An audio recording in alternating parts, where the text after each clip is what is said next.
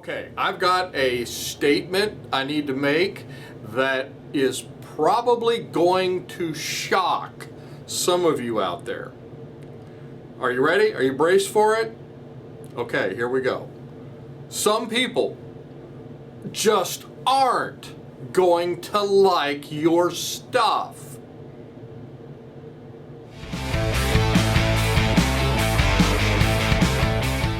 Hey, it's Don Skaggs, again with Empowered Inventing TV, where we try to help you help other people by taking your great innovation, the right opportunity, mixing that with sound wisdom, so you, no, not someone else, you can turn them into real things like products and businesses that actually make money. Now, today, I've got a shocking revelation for some of you out there. Some of you are going to be like, oh yeah, Don, I know that. And good for you. Some of you, you're going to say, no, Don, no, there's no way, don't say that. It's anathema, no. I'm sorry, I hate to break this to you. I hate to have to tell you this, but here we go. Some people just aren't going to like your stuff. I know, it's a shock. Because I know it's a shock to some of you all, because some of you out there, some inventors tell me all the time, they'll say, Don, and they'll just be all excited, and just, you could tell they believe it, and they're just sure of it, and they're, Don, everybody's going to want one of these. Well, I got bad news for you. I hate to break it to you, but everyone is not your customer. Everyone is not going to like your stuff. As a matter of fact, some people won't like it. It just won't be for them.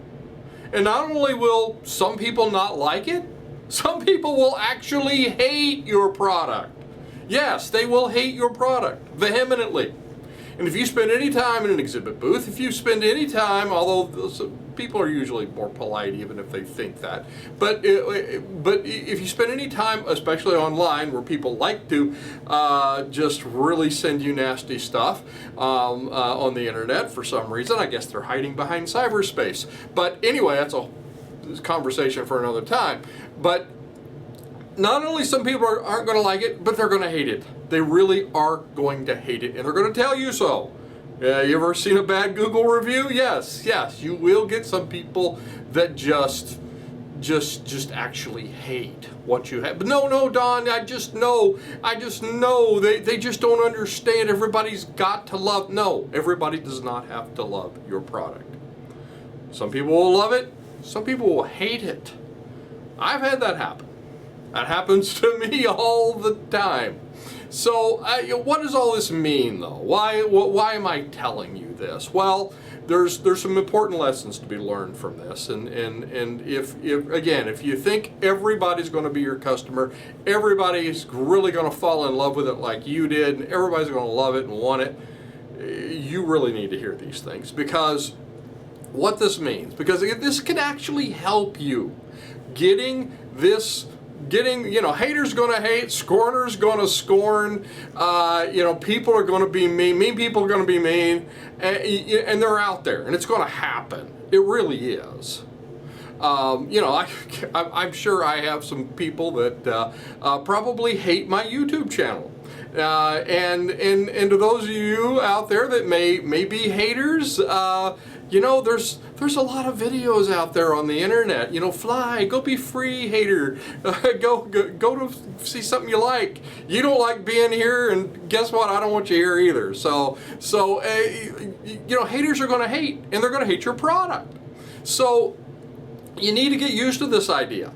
And that's my first point with this. You need to get used to the idea that everyone is not going to be in love with your product. Matter of fact, no one's probably going to be in love with your product like you are. You might get some good rabid fans, and you want that, but no one is going to really love that baby like you do. And that's just the truth. And you need to get used to this idea. And everybody is not going to be a big fan. You will and you know what? If you think everyone is going to be a big fan, you will convince yourself that you failed when you start seeing a few ugly no's out there. Well, know this, and you know, take this as a comfort to you, because all of us get some ugly no's. We really do. And it's just going to happen. It's part of life. You know, as long as it's not a majority of ugly no's, and you need to be listening for those, by the way, you know, you're probably on the right track. You really will. You've not failed just because you got an ugly no. And so stay on the right track. Listen for that aggregate. And I'm going to get to that actually here next, because as long as it's not that majority of ugly no's, you're on the right track. And you know, you need to use this as input. Start counting those no's. And again, you don't want to ask 5 people, 2 of them say no, and you say, well, I guess everybody, I guess it's a failure. No. Or even if 3 out of 5, because you don't have a big enough sample size yet. You need to talk to a lot more people. 500, 5,000. You need to talk to a lot more people. You need to get input from a much bigger sample size than that. And by the way, don't ask me if it's a good idea. I've never seen an idea I haven't liked, pretty much. And you know, I can't tell you, because this is another thing. A lot of inventors will tell me, they'll say, Don, is this a good idea? And I always tell them, I try to tell them the same thing. I'm not the person.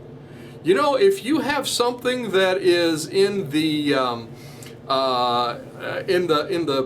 fishing world, let's say it's a fishing product, and I worked with some of you guys. I know some of you guys. You guys are great, and you've got some really cool innovations out there. And I think, well, that's really cool, but I'm not your customer. I've fished like, I think, twice in my life. And once I actually lost my fishing pole, like fell into the water. I was in a boat in deep water and all. It's a long story. I was real young. But anyway, you know, I'm not going to be your customer.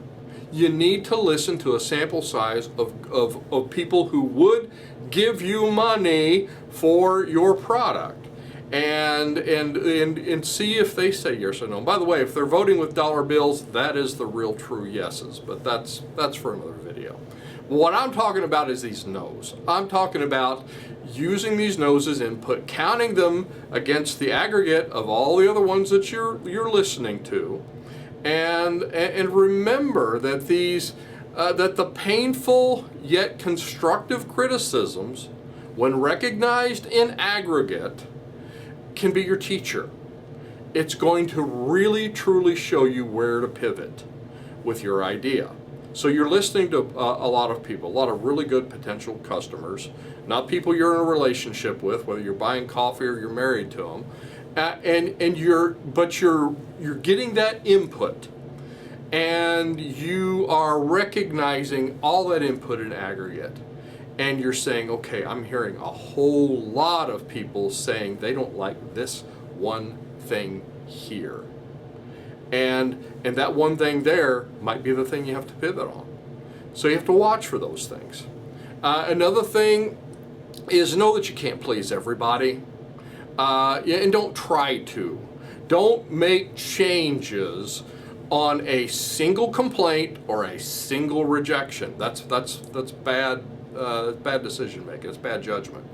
Look at the many as a whole, like I said before, and you'll make better judgments like that. Sit back. Don't take that one personally and just, you know, you're just festering on that one nasty no. No, don't do that. Sit back from it. Stand back. This is where you just kind of have to let, you know, give yourself some distance from the feelings that you're feeling about the no, and saying, let me look at this in aggregate. Let me look at this as a whole, not as one microcosm of a no. So, and pivots, you know, when you're doing your Frankentype, you've heard me say this a lot, you know, you've got 2 types of prototypes. You've got the Frankentype and the demo type. The Frankentype is you've snug out to the graveyard of broken products and spare parts. You've used glue sticks and duct tape, but it's ugly as all get out. But you're proving it to one person and one person only that it works. That's you. You're demonstrating to yourself. Ooh, that didn't work. And by the way, you want to keep the Frankentypes cheap. So you're doing that, and it's telling you where to pivot. Oh, well, look, that didn't work like that. Let me try it this way. Let me spend another $20 and not $20,000 and try it this way with another Frankentype. So you're making those changes. Now, that in mind, you make those same pivots in the customer responses of the demo type. So now you're out there and you're making contact with the enemy out there, or the customers. They're not really the enemy, and don't think the ones that say no are enemies either. They're giving you good feedback if you get them in aggregate, like I said. But those aggregate no's are telling you, okay, maybe I need to make some changes here, and it's going to help you to make those tweaks, and you've probably got it down enough. And you've understood the process enough. If you're following our steps like we teach in idea steps, then you'll know enough to where you're like, okay, I don't have to make a big change. And even if you do, you've not bet the farm on it. So these pivots are made in the customer responses from the demo type. And by the way, these pivots that you're going to make, they will extend. Now, there'll be smaller pivots, there'll be smaller tweaks, but they will extend into that first, that second, and those continuing manufacturing runs. You'll say, we did this last batch, and it wasn't a big batch because we chose a good scalable product. But this batch here, we sold them, but a lot of them didn't like so-and-so, thus and so. And so this next run, let's tweak it a little bit and see if we can get better yeses and less nos. It's an ongoing process. In the manufacturing world lingo, they call that continuous improvement because they have to have a nice special name for it. But it's true. It's continuous improvements will keep you ahead and of your less nimble competition. By the way, that's the wonderful strategy about being a small inventor entrepreneur, where you've picked a scalable product, you are pivoting as you go along, you're perfecting it, and guess what? You can move a lot quicker than the $9 billion idiots next door that are sinking $300,000 into something and then seeing if it's going to work. So this is your secret sauce. This is what's going to keep you ahead of the competition. So, have you come across customers that didn't like your product? Let me know in the comments. And if you're looking for more guidance on finding that right plan, because the right plan changes everything for your product or business, check out empoweredinventing.com and also kyinventors.org. We've got a world of really great resources for you there. And again, I'm Don Skaggs. This is Empowered Inventing TV. Like, subscribe, help us to build that tribe, and I'll look to see you at the next meeting, workshop, maybe an online course, or on the next video.